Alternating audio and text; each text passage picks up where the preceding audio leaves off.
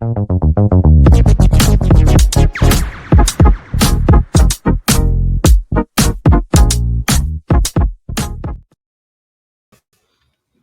meus amigos, tudo bem? Sejam bem-vindos ao 12 em Campo desta quarta-feira.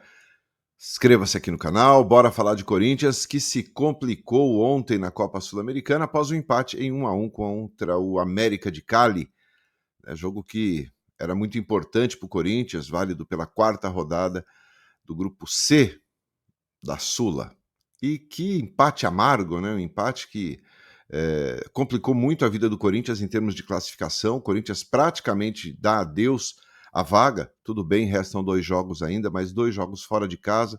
E a gente tem acompanhado e tem visto, num passado muito recente, que o Corinthians, fora de casa, não consegue desenvolver um bom futebol, né? Ontem, nem dentro de casa conseguiu. O empate levou o Corinthians a 5 pontos. Tem o Racing ainda fora de casa e depois fecha contra o Huracan, que é o líder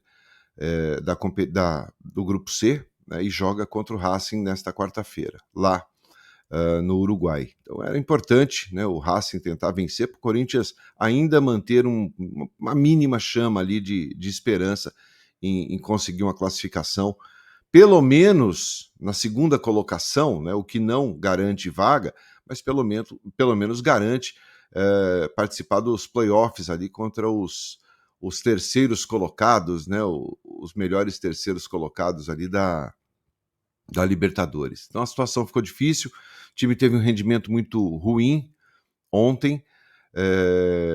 O Dorival colocou um pouco desse baixo rendimento no cansaço dos jogadores. Isso me chama um pouco da atenção, né, porque todo jogo que o Corinthians não vai bem, a culpa é sempre do cansaço. E será que é só o cansaço? E eu não estou aqui questionando o trabalho do Dorival Júnior, que é muito recente, que é muito novo, tem 10 dias aí no comando da equipe, nem isso eu acho. É muito pouco ainda, né, para poder avaliar o Dorival. Fez duas partidas, né, na primeira e segunda partida, logo depois da sua estreia, partidas boas, que, né, talvez Novo Horizontino nem tanto, mas venceu contra o Inter, uma partidaça. Mas ontem voltou a ser aquele Corinthians do Ramon Dias. Um time sem atitude, um time sem ímpeto, um time que em muitos momentos foi dominado pelo América de Cali jogando dentro de casa, tomou um gol no segundo tempo com menos de 1 minuto de jogo, aquela falta de atenção que já virou rotina. Isso aí tem, claro que acho que mostra ao Dorival um pouco do que ele vai ter pela frente, né? As preocupações dele, aonde elas devem ser direcionadas. Mas eu realmente não me convence, e aí é uma opinião minha, essa história do cansaço. Porque venceu o Inter, o time não estava cansado. Mas empatou com a América de Cali, o time cansa. Então é sempre esse discurso do time sentiu o desgaste, o time está cansado. Parece que é sempre após um empate frustrante ou após uma derrota. Será que é só isso? Será que não está faltando um pouquinho a mais? O próprio Hugo Souza falou após o jogo que faltou um pouco de atitude, né? O Coronado lamentou também o empate, o Maicon lamentou o empate, né, falando que realmente faltou um pouco, faltou algo a mais.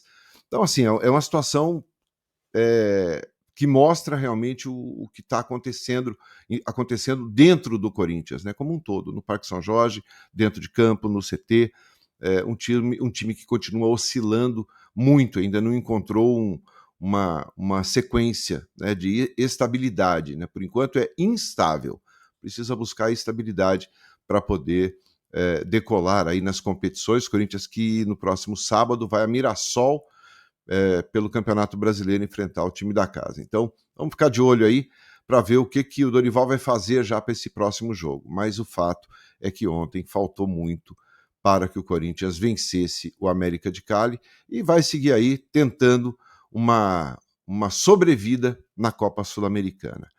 Bom, meus amigos, mudando de assunto, o Vasco da Gama demonstrou interesse, ou pelo menos fez consultas sobre o zagueiro equatoriano Félix Torres. O Félix que não vive um momento bom no Corinthians, né? E o Corinthians não se opõe a negociar o zagueiro, mas quer 32 milhões de reais pelo jogador, valor que ele pagou, né? Ou pelo menos pelo valor que ele comprou o zagueiro junto ao Santos Laguna do México. Então, o Vasco, por esse valor, fica mais difícil. Não acredito que o Vasco entre nessa, né, pela situação também que passa o time carioca. Não acredito muito que o Vasco chegue nesse valor de 32 milhões. O fato é que o Corinthians não se opõe a negociar o jogador. Vamos aguardar aí os próximos passos, mas o Félix parece que definitivamente perdeu a posição de zagueiro titular do Corinthians para o Kaká. Pelo menos enquanto o Gustavo Henrique não volta, eu acho que vai ser ali o Kaká e o André Ramalho na zaga. Vamos aguardar, né? O Corinthians que não deverá fazer grandes movimentações no mercado na próxima janela que abre dia 10 de julho. Na segunda-feira, o presidente Augusto Melo, junto com o novo diretor administrativo, o Ricardo Jorge, eles suspenderam, eles assinaram, né, um documento que interrompe todas as contratações, promoções internas e ajustes salariais no clube. Né? Tudo isso para atingir todos os departamentos. Claro que o futebol é sempre diferente dos outros departamentos. O futebol é diferente da natação, o futebol é diferente do basquete, é diferente do clube social. O futebol tem que ter investimento. Mas, por enquanto, o clube suspendeu tudo isso em função de todos esses assuntos e essas questões que a gente vem acompanhando aí, de contas não aprovadas, de problemas que o Augusto Melo vem enfrentando e tem enfrentado problemas cada dia piores.